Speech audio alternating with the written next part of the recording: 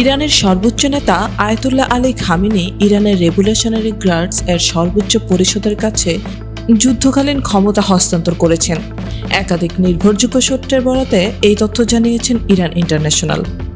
সংবাদ মাধ্যমটির প্রতিবেদনে দাবি করা হয়েছে, তেহরানের উত্তর পূর্বাঞ্চলের লাবিজানের একটি গোপন বাংকারে সপরিবারে সরিয়ে নেওয়া হয়েছে খামেনিকে। তার সঙ্গে তার প্রভাবশালী ছেলে মুজতবা খামেনিও রয়েছেন। সম্প্রতি মার্কিন প্রেসিডেন্ট ডোনাল্ড ট্রাম্প ট্রুথ সোশ্যালে এক পোস্টে লিখেছেন, আমরা জানি তথাকথিত সুপ্রিম লিডার কোথায় লুকিয়ে আছেন। তিনি সহজ টার্গেট, তবে আপাতত তাকে হত্যা করা হবে না, কিন্তু আমাদের ধৈর্য ফুরিয়ে আসছে। তিনি আরও বলেন, আমরা চাই না বেসামরিক মানুষ বা আমেরিকান সৈন্যদের দিকে আর কোনো ক্ষেপণাস্ত্র ছোড়া হোক।